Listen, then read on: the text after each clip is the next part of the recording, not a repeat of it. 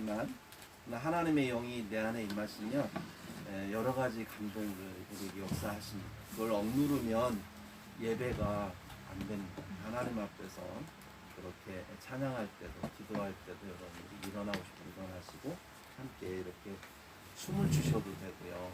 하나님이 원하시는 방법을 함께 예배했으면 좋겠습니다. 사람 눈치 보지 마시고요. 그리고 특별히 말씀을 같이 읽을 때는 하나님 주신 말씀은 다 같이 일어나서 봉독했으면 좋겠습니다. 왜냐하면 에스라가 하나님 말씀을 전할 때에 백성들이 다 일어났어요. 그래서 하나님의 말씀을 받들어 읽었어요. 그래서 우리가 이 말씀을 귀하게 여긴다, 하나님의 말씀을 귀하게 여긴다는 마음으로 하는 거기 때문에 불편하신 분들은 뭐 앉으셔도 상관이 없는데 가능한 하시면 하나님을 경외하는 마음으로 하셨으면 좋겠고 우리 하원이 가지 않도록 조심해 주시고요. 자, 같이 마태복음 6장 9절에서 15절 말씀을 같이 함께 한 목소리로 들어서 읽겠습니다. 마태복음 6장 9절에서 15절 말씀 한 목소리 읽습니다. 시작. 그러므로 너희는 이렇게 기도하라. 하늘에 계신 우리 아버지여, 이름이 거룩히 여김을 받으시오며 나라가 임하시오며 뜻이 하늘에서 이루어진 것 같이 땅에서도 이루어지이다. 오늘 우리에게 일용할 양식을 주시옵고 우리가 우리에게 죄 지은 자를 사하여 준 것 같이 우리 죄를 사하여 주시옵고 우리를 시험에 들게 하지 마시옵고 다만 악에서 구하시옵소서. 나라와 권세와 영광이 아버지께 영원히 있사옵나이다. 아멘. 너희가 사람의 잘못을 용서하면 너희 하늘 아버지께서도 너희 잘못을 용서하시려니와 너희가 사람의 잘못을 용서하지 아니하면 너희 아버지께서도 너희 잘못을 용서하지 아니하시리라. 아멘. 감사합니다. 자, 앉으시고요. 오늘 말씀의 제목은 이렇게 기도하라. 주님께서 말씀하신 제목을 한번 달아봤습니다. 이렇게 기도하라. 9절의 말씀인데요. 그 9절의 말씀을 하기 전에 기도에 대해서 주님께서 말씀을 하셨죠. 앞에서 우리가 같이 함께 말씀을 보았는데 5절에서 8절까지 내용에 보면 첫 번째 주님께서 기도하라고 하시면서 어떻게 기도하라겠느냐, 내 아버지께 기도하는데 골방에서 은밀하게 기도하라, 이렇게 말씀을 하셨어요. 우리가 기도할 때 어떤 태도를 가지고 기도해야 되는가? 은밀하게 하나님께 드리라는 거죠. 사람에게 보이려고 하지 말고 하나님께 드려라. 은밀하게 하나님과만 대화하는 것, 그게 기도라는 거예요. 그리고 두 번째, 하나님께 기도하는데 중언부언하지 말아라. 7절 8절에 나오는 말씀이죠. 이렇게 뜻도 모르고 그냥 중얼중얼하는 그런 기도하지 말고 진짜 하나님의 뜻이 무엇인지 분별하고 그 뜻에 따라서 하나님 앞에 기도하는 건 굉장히 중요하다는 거예요. 그리고 그 기도의 내용을 내가 이해하고 알고 있어야 되는 거죠. 내가 알지 못한 내 마음속에 없는 그런 기도는 하나님께서 원하지 않으시는 거죠. 그래서 어떻게 기도해야 되는지 말씀을 하십니다. 그래서 9절에서 13절의 내용은 기도의 내용에 대해서 우리가 잘 아시는 주기도문에 대해서 이렇게 내용이 있는 것을 볼 수가 있습니다. 그래서 주기도문, 주님께서 우리에게 가르쳐 주신 기도죠. 기도. 저도 처음에 예수 믿기 시작했을 때 주기도문 합시다 그러면 주기도문이 주문인 줄 알았어요. 그래서 이렇게 생각 없이 그냥 외우고 암송하는데 그렇게 집중했던 적이 있습니다. 나 주기도문이라고 하면 주님께서 가르쳐 주신 기도다라고 하는 것을 우리가 이해하고 말씀을 함께 보셔야 됩니다. 주기도문의 형식은요, 서론과 본론과 결론으로 나와 있어요. 서론적으로 보면 9절에서 10절은 기도를 드리는 목적에 대해서 나옵니다. 기도를 드리는데 무엇이 목적이냐? 하나님을 향해서 기도 드리는데 하나님의 이름이, 우리 아버지의 이름이 거룩히 여김을 받는 게 목적이라는 거예요. 우리의 기도의 목적은 내 무엇을 나의 어떤 소원을 이루기 위한 게 기도가 아니라 예수님께서 우리에게 가르치신 기도의 목적은 하나님 아버지의 이름이 거룩히 여김을 받는 거예요. 믿습니까? 예, 그게 바로 영광이죠. 하나님께 영광인 겁니다. 그 이름이 거룩히 여김을 받기 위해서 어떻게 되어져야 되냐면 하나님 나라가 먼저 임해야 되는 거죠. 하나님 나라가 임한다라고 하는 것은 성령의 임재하신 것을 의미합니다. 성령 하나님께서 우리 안에 임재하셔서 그래서 우리 안에 하나님의 뜻이 하늘에서 이루어진 것처럼 이 땅에서 이루어진 것, 그것을 통해서 하나님께서 영광을 받으신 거죠. 그렇게 될 때 하나님의 이름이 모든 피조물에게, 특히 인간들에게 영광을 받으시는 겁니다. 거룩히 여김을 받으시는 거죠. 그래서 그러면서 본론에 이제 주님께서는 11절에서 13절의 내용을 본론을 말씀하십니다. 하나님 나라가 하늘에서 이루어진 것처럼 이 땅에서 이루어져야 되는데 어떻게 이루어지느냐, 세 가지에 대해서 말씀하는데 어떻게 기도하라?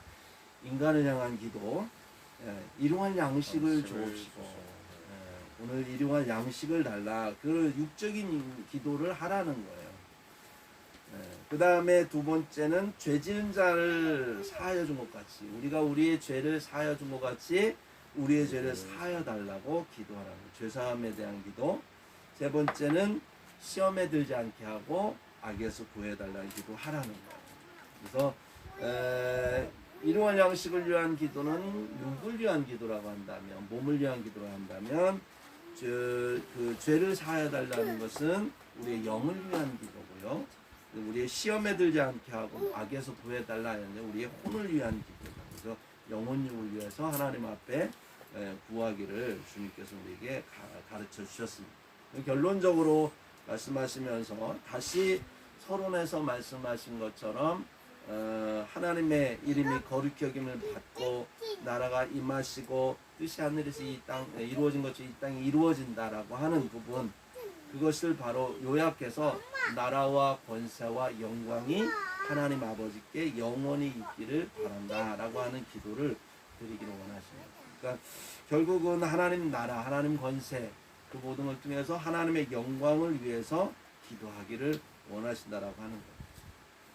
여러분, 우리가 평상시 예수 믿는 사람들이 처음에 이제 예수 믿기 시작하면 아직 잘 몰라요. 하나님에 대해서 잘 모르고, 또 교회가 뭔지도 모르고 아무것도 모르는 상태에서 세상에서 구하던 대로 구하게 되죠. 그래서 보통 첫 번째 초급 기도가 뭐냐면 일용할 양식을 구하게 되는 거죠. 일용할 양식을 구하는 것이 하나님께서 우리에게 구하라 하셨는데, 하나님이 우리가 구할 걸 몰라서 구하라는 게 아니죠.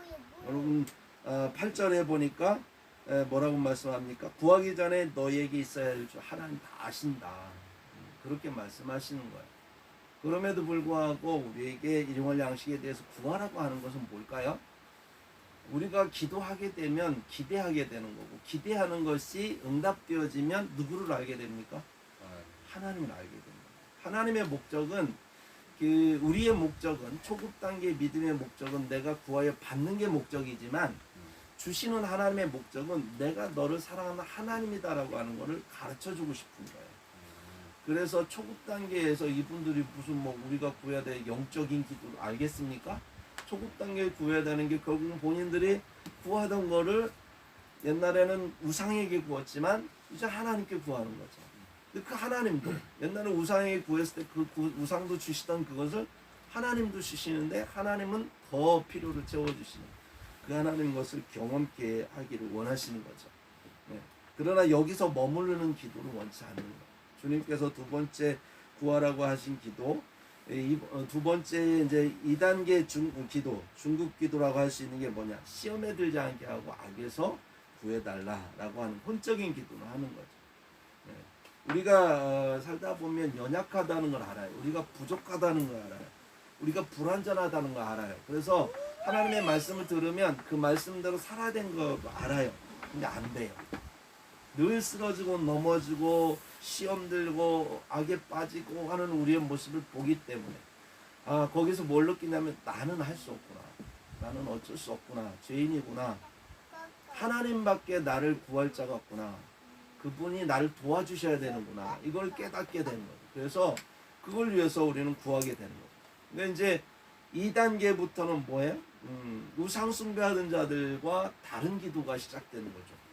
우상숭배를 하시는 분들은 자기 소유를 위해서, 자기의 성취를 위해서, 나와 내 가족을 위해서, 건강을 위해서, 나에게 소속되어 있고 땅에 소속되어 있고 나 중심의 기도에 머물러 있다면, 이제 예수 믿는 사람들의 기도의 두 번째 단계는 이 죄에 대해서 시험 드는 것, 악에 대해서 이렇게 하나님 앞에 구하는 것. 그래서 나로부터 떠나는 훈련입니다. 나를 객관적으로 보는 기도, 하나님의 시각을 통해 나를 보는 기도가 시작되는 거죠. 그래서 마태복음 26장 41절에도 시험에 들지 않게 깨어 기도하라, 이렇게 말씀합니다. 너희가 마음은 원이로되 육신이 약하도다. 그래서 주님께서 우리는 잘 알고 계시는 거예요. 주님께서 그런 기도를 우리가 드리면 주님이 그 기도를 들으시겠다는 거예요. 그리고 우리를 시험에서 보호하시고 악에 빠지지 않도록 인도해 주시겠다는 거예요. 예. 그래서 우리가 이러한 기도를 넘어갈 때 우리는 이방인의 기도에서 이제 벗어나서 우리가 하나님을 닮아가는 그런 기도로 우리의 기도의 방향이 이제 성장하는 걸 볼 수 있습니다. 예수님이 원하시는 기도, 아까 처음에도 말씀드렸던 것처럼 기도의 목적, 예수님께서 우리 가르친 기도의 목적은 아버지의 이름에 거룩히 여김을 받는 것, 다른 말로 하면 영광을 하나님 받으시는 거예요. 그래서 그 아버지의 영광은 어떻게 취해지느냐? 하나님께서 영광을 받으시는 것은 아버지의 이름이 칭송을 받는 겁니다. 거룩히 여김을 받는 거고 높임을 받는 거예요. 우리 기도를 통해서 우리가 그렇게 하나님 앞에 그런 기도를 드리기를 원하고, 결과적으로 우리의 기도가 그렇게 하나님께 되어지기를 주님은 원하신다라고 하는 거죠. 여러분, 거룩이라고 하는 것, 하나님께 영광이 드려진 데서 거룩이라고 하는 단어는요, 아무한테나 쓰는 단어가 아니에요. 여러분, 거룩이라는 단어는 하나님밖에 쓸 수 없는 단어예요. 이 거룩이라고 하는 단어는 어떻게 보면 가치관의 기준이 되는 단어죠. 거룩하면 반대말로 세속적인 것, 거룩한 것, 세속적인 것, 이렇게 나눌 수가 있는데, 그 기준이 누구예요? 하나님이라는 거예요. 하나님이 거룩하시기 때문에 거기에 비교해서 하나님의 거룩하심에 떨어지는 반대적인 건 세속적인 거죠. 그래서 이 거룩, 하나님의 거룩함에 이르기 위해서 그와 비슷한 단어, 가치 기준이 뭐냐면 의와 죄입니다. 하나님의 거룩함은 어디에서 오느냐? 의에서 오는 거예요. 여러분, 우리가 하나님을 거룩하다 여길 때 무엇으로 하나님을 거룩하게 여기냐면 하나님의 의로움 때문에 거룩하게 여기는 거예요. 주님은 공의로우신 분이시고 심판하실 수 있는 가치의 기준이 되시는 분, 절대 기준이 되시는 분이라는 거죠. 근데 그 절대 기준에 가장 합하신 분이 하나님이시고, 그것에 의해서 당신의 공의를 행하시고 정확히 의롭다고 여길 수 있는 1.1획도 틀림이 없고 흠이 없으신 그분, 정확한 그분. 그래서 우리는 그분을, 그 의로우신 분을 거룩하다 하는 거예요. 의로움이 곧 거룩이 의로움이라고 했을 때, 그렇다고 한다면 그 의의 반대는 뭐죠? 죄라고 하는 거죠. 죄가 반대잖아요, 그죠? 그래서 이 죄로부터 우리가 의로워지는 것, 죄인으로부터 의인이 되는 것, 이게 세속적인 것에서 거룩함에 이르는 것, 결국은 뭡니까? 하나님께 영광, 하나님의 거룩함, 하나님이 거룩을 통해서 영광을 받으시는 건 우리가 하나님의 자녀들이 죄인에서 의인이 되는 것, 거룩함에 이르는 것, 이것이 바로 하나님께 영광이라는 거예요. 우리 자녀가, 우리 하온이나 우리 예쁜 우리 자녀들이 자라나면서 부모님께 영광이 뭐예요? 부모님을 닮아가는 거예요. 부모님의 성숙함을 닮아갈 때 영광인 거예요. 그 부모님이 거룩한 부모님이 거룩한 그런 존재가 된 게 영광이죠. 부모에게 있어서 하나님께서 영광을 받으시는 건 하나님의 자녀들이 거룩함에 이르는 것, 하나님의 자녀들이 죄에서 의인이 되어지는 거죠. 주기도문의 가장 특징적인 부분이 하나 있어요. 그 부분이 어디냐면 12절입니다. 같이 한번 읽어보도록 하겠습니다. 12절 마태복음 6장 12절 시작. 우리가 우리에게 죄 지은 자를 사하여 준 것 같이 우리들을 사하여 주시옵고 예, 왜 이 주기도문 가운데 이 부분이 특징적일까요? 생각해 보셨나요? 잘 읽어보시면 주기도문에서 이 특징적인 부분이 뭐냐면 이 부분은 다른 부분과 달리 단서를 달았다는 거예요. 우리가 우리에게 죄 지은 자를 사하여 준 것 같이 우리의 죄를 사하여 주옵시고, 다른 부분은 그렇게 해라 그러면 주겠다 이런 말이 없어요. 일용할 양식 열심히 일해라 그러면 일용할 양식 주겠다. 예, 그러지 않았어요. 이 부분에 대해서는 우리가 우리에게 죄 지은 자를 사하여 준 것 같이라는 단서를 달았습니다. 그리고 나서 또 그 기도 주기도문 주님께서 가르친 기도의 마지막 끝나고 나서 여러분 같이 읽었던 14절 15절에 또 뭐라고 말씀하고 있냐면 용서에 대해서 말씀하세요. 근데 용서에 대해서 말씀하는데 여기에도 보면 단서를 달아요. 뭐라고 단서를 다냐면 너희가 사람의 잘못을 용서하면 너희 하늘 아버지께서 너희 잘못을 용서하시려니와 너희가 사람의 잘못을 용서하지 아니하면 너희 아버지께서 너희 잘못을 용서하지 아니하시리라. 또 용서에 대해서 재차 강조하고 있는 걸 볼 수가 있어요. 그러니까 주님께서 가르친 기도에도 12절에도 보면 용서에 대해서 죄 지은 자를 사하여 준 것 같이 먼저 용서하라는 거예요. 그러면 하나님께서 우리의 죄를 용서해 주겠다는 거예요. 그러면서 그걸 강조하고 있는 거예요. 여러분 주기도문 하면서 이 부분에 대해서 여러분 주의 기도문 가운데 이렇게 하나님이 용서를 강조하고 있구나 그런 생각 해보셨나요? 그냥 무조건 뭐 그냥 기도했죠 하라고 하니까 어떤 사람은 주문하고 있고 그냥 뜻도 모르고 주문부원하고 있고 어떤 사람은 좀 생각하면서 하지만 깊이 생각하지 않고 그냥 이런 말씀이구나 생각하며 기도하는 사람이 있을 거예요. 근데 좀 더 주님께서 가르치신 기도의 의미, 목적 이것을 생각한다면 이 부분이 굉장히 우리는 중심을 가지고 보고 봐야 된다고 하는 것입니다. 기도에 하나님께 기도드리는 선행 조건이 뭐라고요? 우리가 우리에게 죄 지은 자를 사하여 줘야 된다. 주님께 예물을 드릴 때도 예물을 드리기 전에 형제와 화해하고 와서 예물을 드리래요.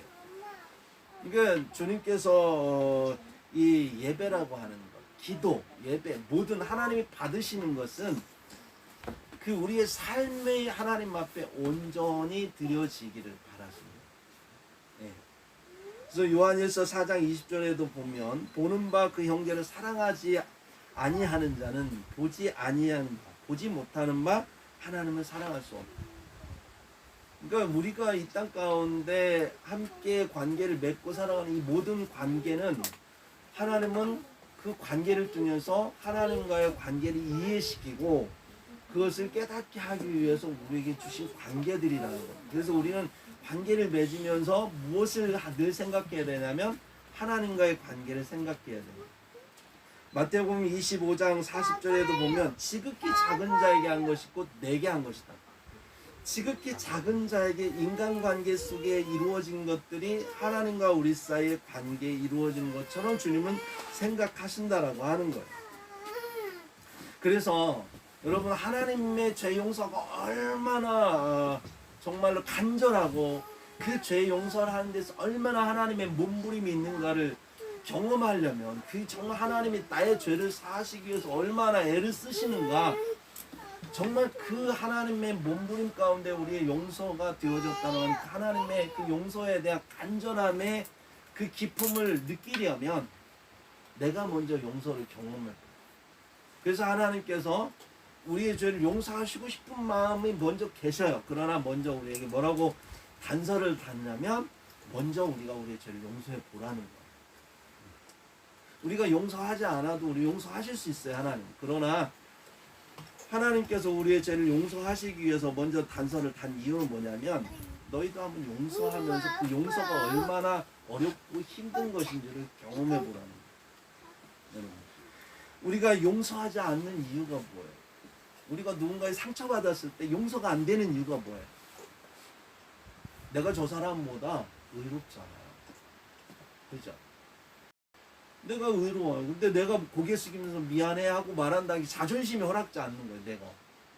내가 의로운데 저 사람이 먼저 와서 나한테 와서 아 죄송합니다 뭐 이래야 되는데 내가 가서 화해를 청한다는 건 자존심이 허락지 않아요.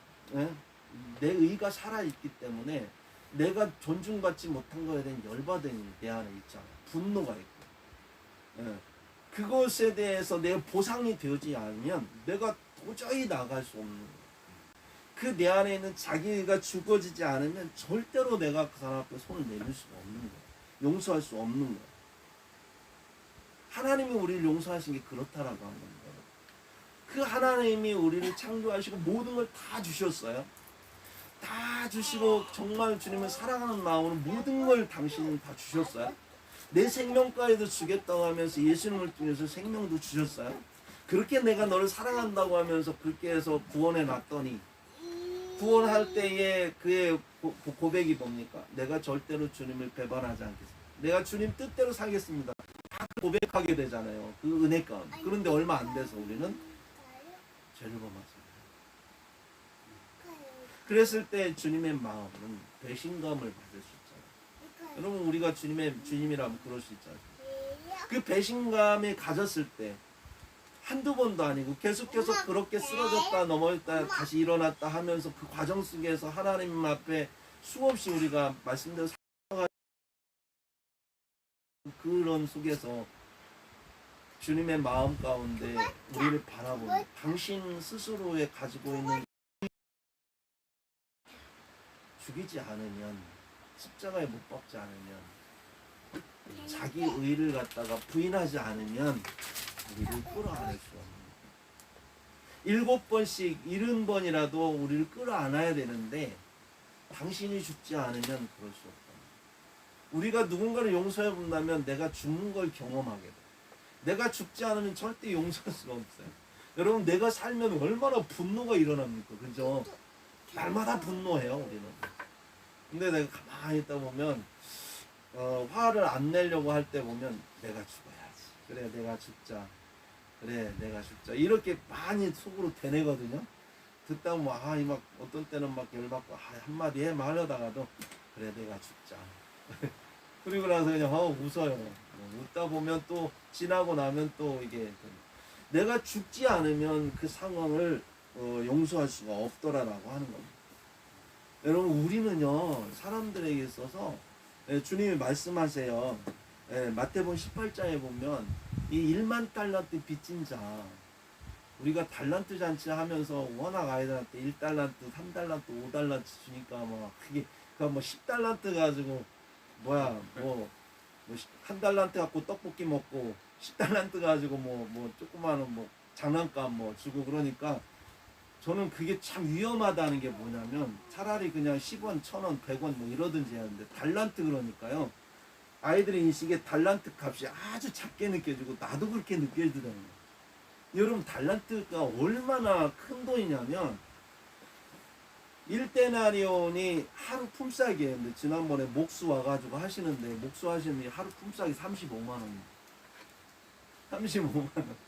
35만 원 곱하기 100을 해야 100데나리온이 되는 거예요. 근데 35 곱하기 6천을 곱해야 1달란트가 돼요. 엄청나죠. 35만 곱하기 6천만이래요. 6천만. 그래야 1만 달란트. 우리는 이거는 갚을 수 없는 거네요. 근데 여러분 100데나리온은 35만 곱하기 100이니까 3,500만 원 정도. 굉장히 큰 돈이죠. 그렇지만 갚을 수 있는 돈이죠.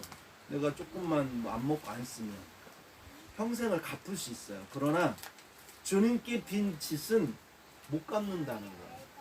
그걸 우리에게 가르쳐주고 평생 너희가 뭘 해도 갚을 수 없는 그 죄를 난 다 용서했다는 거예요. 그 용서하기까지 그 하나님의 반대로 말하면 그 하나님의 의가 그만큼 크신 거예요. 근데 그 의를 포기하고 그 의를 부인하고 그리고 우리를 포용했다라고 하는 거예요.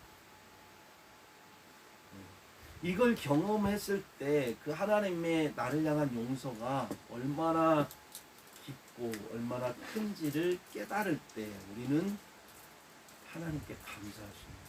그래서 우리에게 그런 기도를 원하십니다. 용서할 때 겪게 되는 과정은 뭐와 같냐면 미국의 심리학자 엘리자베스 그 퀴블러로스라고 하는 사람인데 퀴블러로스라고 하는 사람이 죽음의 5단계에 대해서 얘기를 했어요.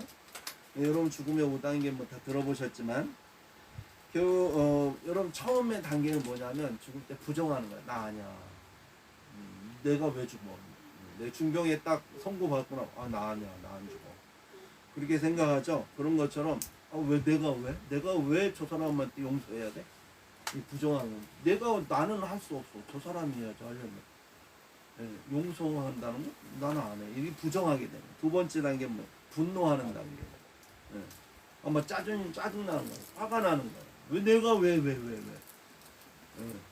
하나님의 말씀 가운데 우리는 계속해서 뭔가 용서하라고 하면 용서를 해야 되겠는데 내가 살아있는 나는 죽고 싶지 않은 거야. 내 자존심이 죽는 거죠. 상대방 앞에서. 그러니까 분노하는 거야. 그러면서 말씀과 계속 우리는 협상하게 되잖아요. 그죠? 예. 계명 앞에서 형제를 사랑하라. 형제를 용서하라. 예? 주기도문 우리가 하면서도 하지만 우리가 우리의 죄를 용서해 준 것 같아. 여기서 멈춰. 그 다음에 기도할 수 없어요. 그죠? 그 기도가 안 나오는 거예요. 주기도문을 하다 보면 어떻게 그렇게 내가 용서가 안 되는데 어떻게 나를 용서해달라고 말할 수 있냐고요. 안 되는 거예요. 그래서 우리는 거기서 몸부림치는 거예요. 막. 내가 죽어야 되는 건데 내가 안 죽고 있는 나를 막 발견하는 거예요. 예. 주님처럼 이 잔을 내게서 옮기시옵소서. 우리는 그 몸부림을 십자가 앞에서 하는 거죠. 그 다음에 가면 이제 그 조금 가다 보면 그럼에도 불구하고 우리가 이제 하나님 앞에서 뭘 발견하냐면 나를 발견하고 그러고 있는다. 내 말 안 듣는 자녀들 보면서 막 화가 나가지고 막 내가 이건 진짜 절대 용서할 수 없어 막 그러고 있는데 내 말 안 들었다고 용서 못한다고 있는 나는 우리 아버지 말씀을 내가 실행하지 못하고 있잖아요. 그래서 내 자녀를 용서하지 못하는 나. 근데 나를 용서하시고 싶어 하시는 그 하나님. 그 하나님은 나를 위해서 십자가를 달리시면서 용서하셨는데 나는 용서하지 못하고 있습니다. 결과적으로 뭐야? 그 하나님 앞에 서 있는 나는 나한테 잘못한 자녀보다 내가 하나님 앞에 서 있는 하나님의 자녀를 쓴 내가 더 큰 죄인이라는 걸 깨닫게 되는 거예요. 그렇게 되면서 우리는 우울한 감정, 우울 단계에 들어가는 거예요. 나도 죄인이구나. 나는 더 큰 죄인이구나. 이걸 깨닫게 되는 거예요. 그러면서 공감하기 시작해요. 내 용서받지 못했을 때 그 하나님 앞에 있는 나의 모습. 내가 용서하지 않을 때에 그 상대방이 갖는 그 마음의 모습. 얼마나 죄악 가운데 힘들어할까. 부끄럽고 수치스러운 가운데에서 뭔가 저분이 손을 내밀면서 용서를 구하면 내가 모른 척하고 가면서 관계 회복하고 싶은데 저분은 여전히 열받고 막 자기 의가 충만해가지고 막 나를 볼 때마다 힘들게 하는 그 상황 속에서 나아갈 수 없는 부끄러움. 관계 회복을 원하지만 그러지 못하는 그 사람의 그 간절함. 전에는 내 분노 때문에 그게 보이지 않았어요. 상대방의 그 아픔이 보이지 않았고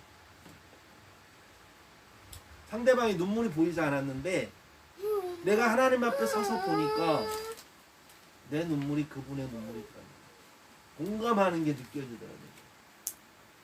그러면서 역지사지하면서 우리는 자기를 부인하게 되고 근데 하나님 앞에서 그렇습니다. 내가 용서하겠습니다. 하나님이 나를 1만 달란트 죄를 용서해 주셨는데 내가 그렇게 크게 바라봤던 100데나리온 그게 큰 돈이 아니었거든요.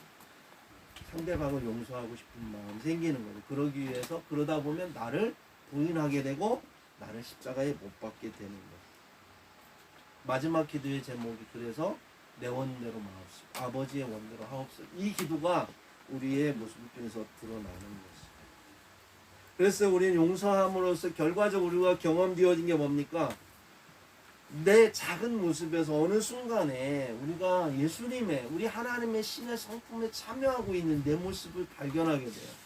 나는 절대로 내 스스로 성장할 수 없는데 내가 예수님처럼 예수님 앞에 하나님 앞에 용서받으면서 그 과정 속에서 몸부림의 과정 속에서 나를 떠나 상대방을 이해할 수 있는 공감을 경험하면서 저 사람에게 내 자아의 반경이 넓어지는 거죠.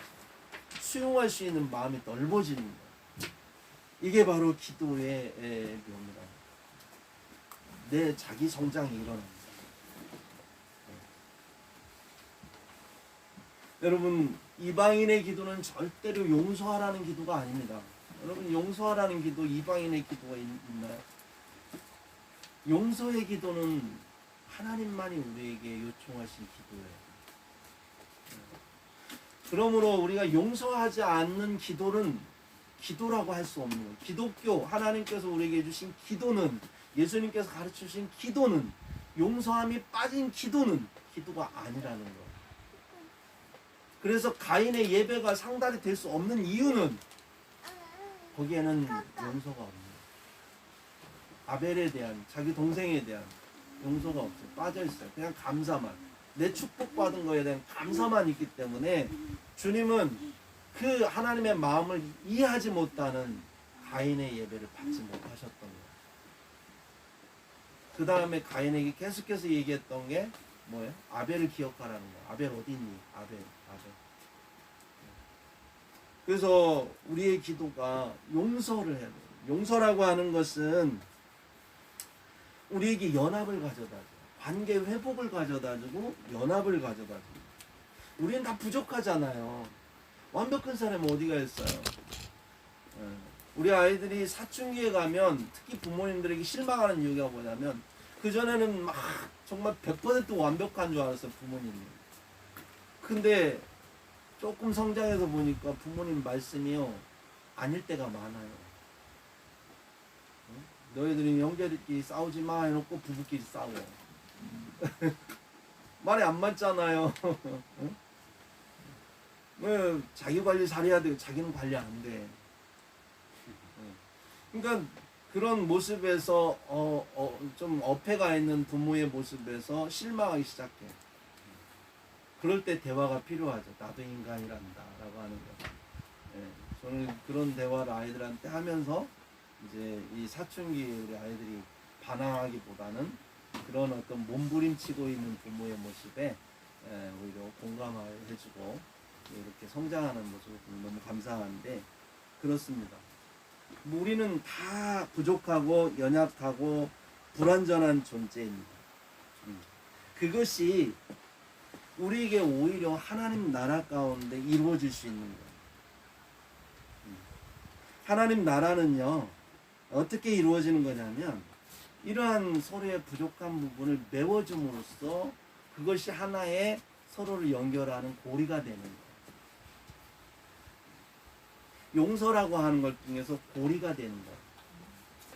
그래서 서로가 서로가 하나가 되시는 거예요. 하나님 나라는 용서를 빼면 하나님 나라가 이루어질 수 없습니다.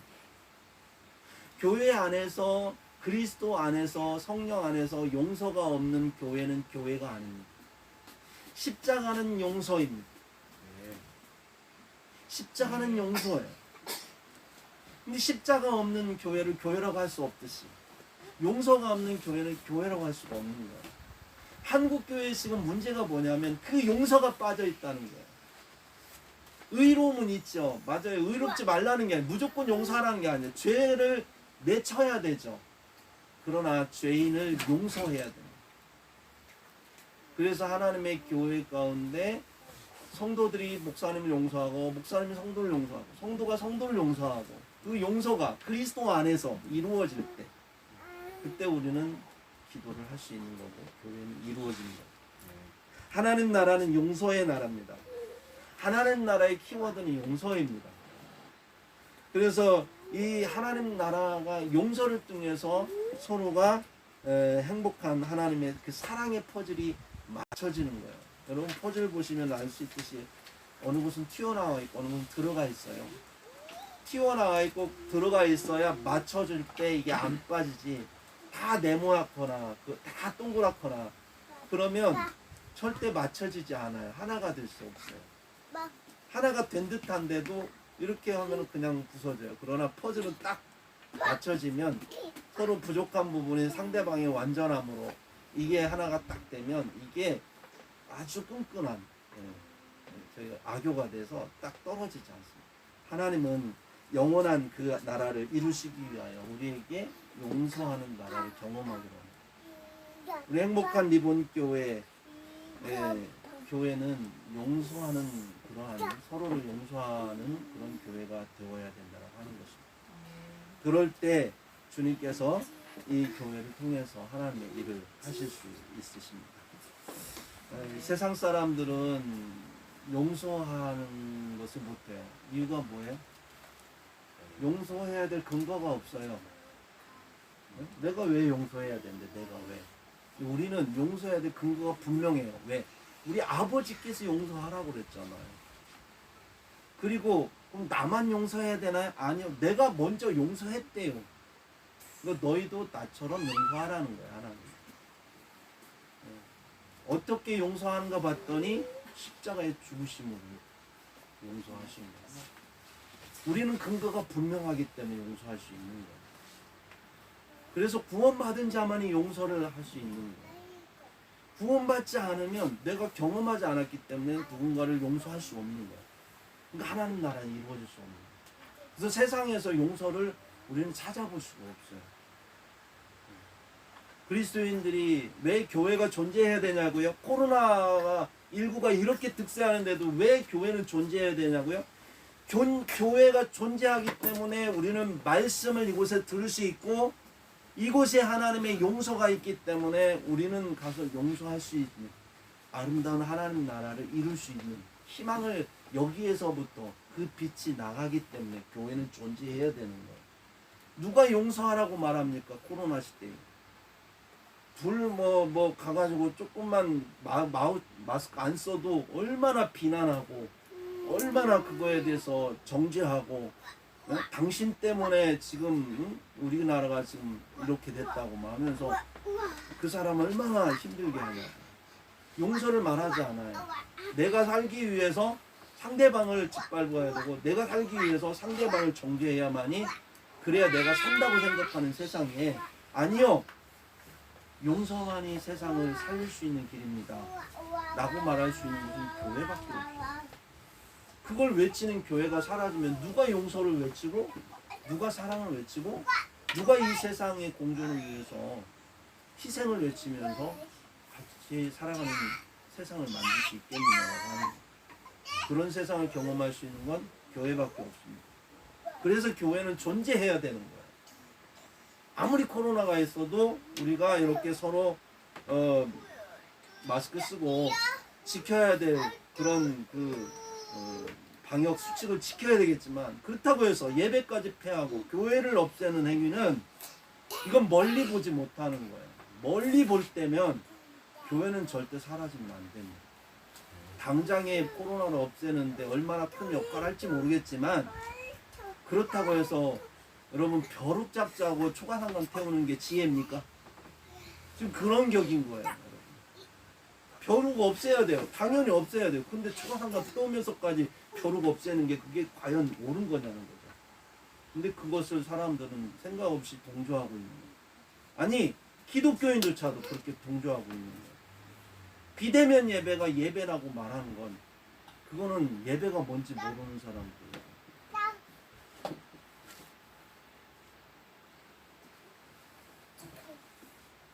예배는요 하나님의 형상을 가진 사람들이 서로 이미지를 주고 받으면서 그 속에서 하나님을 느끼고 경험하는 게 예배입니다. 대면하면서 그래서 모이기를 힘쓰라고 하는 거예요. 모이지 않아도 예배가 된다면 뭐하러 모이기를 힘쓰라고 주님께 말씀하셨을까요? 모여야 되는. 그러나 마지막 때가 되면 전염병과 기근과 전쟁이 난무한다고 말씀하셨어요. 그럼에도 불구하고 모이기에 힘쓰라고 지금 말씀하셨어요. 그러므로 믿는 사람이라면 우리가 예배에 대해서, 그리고 이 예배가 온전한 예배가 되기 위해서 용서에 대해서 우리가 깊이 생각하는 시간이 되기를 바랍니다.